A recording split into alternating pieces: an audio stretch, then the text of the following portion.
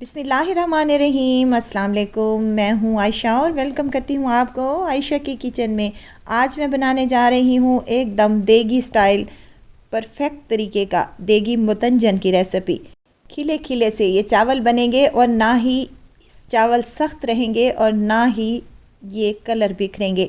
जिनको शिकायत होती है कि उनके चावल सख्त रह जाते हैं या फिर मीठा कम रह जाता है या फिर कलर बिखर जाते हैं, तो कुछ टिप एंड ट्रिक्स ऐसी हैं जिनको फॉलो करते हुए आपकी रेसिपी भी इंशाल्लाह ताला एकदम परफेक्ट बनेगी। तो इसके लिए आपने वीडियो को एंड तक ज़रूर देखना है। अच्छी लगे तो लाइक शेयर ज़रूर कर दीजिएगा।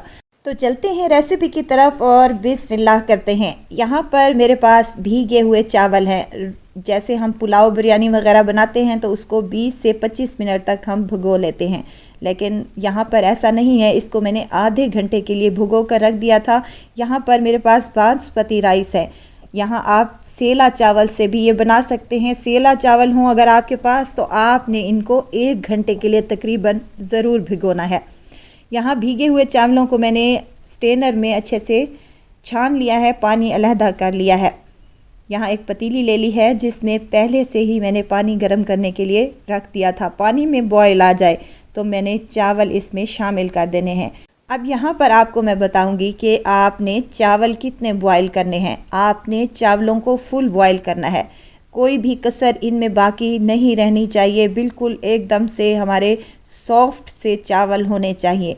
जब हम एक कनी वगैरह रखते हैं चावलों में तो वो जाकर चीनी में सख्त हो जाते हैं। देखें चावल ऐसे अगर हाथ से मैश करें तो वो बिल्कुल पूरा मैश होना चाहिए। इतने हमारे चावल गले हुए होने चाहिए। इनको हमने छान लेना है और एक साइड पर रख देना है। यहाँ एक पतीली ले ली है मैंने और उसमें हाफ कप के करीब ऑयल शामिल कर दिया है। आप घी में भी बना सकते हैं। यहाँ मैंने 2 से 3 हरी इलायचियाँ भी शामिल की हैं और यहाँ कुछ मेरे पास ड्राई फ्रूट हैं जिस पे बादाम हैं, नारियल है और किशमिश है। आप अपनी मर्ज़ी के मुताबिक जो आपको ड्राई फ्रूट पसंद हो वो आप इसमें शामिल कर सकती हैं। अब इनको 1 से 2 मिनट तक लो फ्लेम पर हमने अच्छे से फ्राई कर लेना है। किशमिश फूलना शुरू हो जाए तो हमारे जो ड्राई फ्रूट हैं वो अच्छे से रोस्ट हो चुके हैं। तो यहाँ पर मैं हाफ कप के करीब दूध शामिल करने लगी हूँ। साथ ही मेरे पास यहाँ 1.5 कप चीनी है, वो भी इसी में शामिल कर दें क्योंकि मेरे पास चावल जो हैं वो आधा किलो हैं और आधा किलो में आधा किलो ही चीनी जाएगी। अगर आप 1 किलो बना रहे हैं चावल तो आपने चीनी भी 1 किलो ही शामिल करनी है। ये अगर आप रेशो रखेंगे तो आपके चावल एकदम परफेक्ट मीठे के बनेंगे। यहाँ पर बॉयल आना शुरू हो चुका है और चीनी भी अच्छे से मेल्ट हो चुकी है। तो हमने उबले हुए चावल जो है वो इसमें शामिल कर देने हैं और इसकी अच्छे से मिक्सिंग कर लेनी है।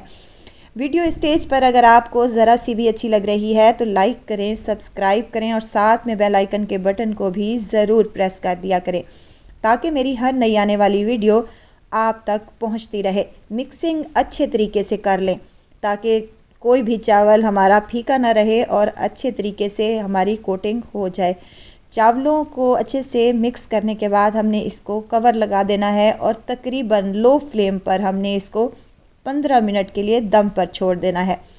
15 मिनट के बाद हमने इसका कवर खोला है तो चावलों को दम आ चुका है। इसके बाद हमने कलर शामिल करने हैं। आप लोग क्या करते हैं कि जैसे हमने चावलों को शामिल किया था तो उसमें शीरा वगैरह अभी पानी कुछ बाकी था तो हम वैसे ही कलर डाल देते हैं, जिससे ये होता है कि कलर हमारे बिखर जाते हैं। दम लगाने के बाद हमने इसके ऊपर कलर शामिल करना है। मैंने यहाँ पर 3 कलर शामिल किए हैं। एज़ यूजुअल हर मुतंजन में 3 ही कलर होते हैं। तो यहाँ पर मैंने कुछ अशरफियों का मुरब्बा भी शामिल किया है और यहाँ शामिल करने लगी हूँ रसगुल्ले। रसगुल्ले आप बाद में भी शामिल कर सकते हैं, लेकिन अगर आप इस स्टेज पर डालेंगे तो रसगुल्ले अच्छे से ये नरम हो जाएंगे और खाने में बहुत ही टेस्टी लगेंगे। अब इसको हमने लो फ्लेम पर 10 मिनट के लिए छोड़ देना है।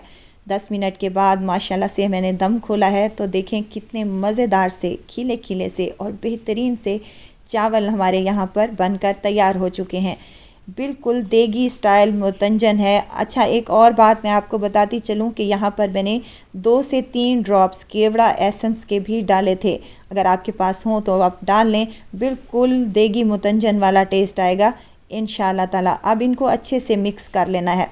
अब हम इसको सर्व कर लेंगे।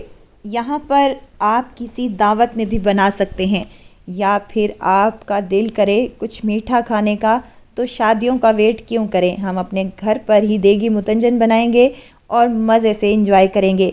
आप इसको ज़्यादा क्वांटिटी में बनाकर रमज़ान शरीफ में या फिर शबान और रजब की न्याज के लिए भी बना सकते हैं। ये एकदम परफेक्ट रेसिपी है। देखें कितने खिले खिले से ये चावल बने हैं और कितने कलरफुल लग रहे हैं।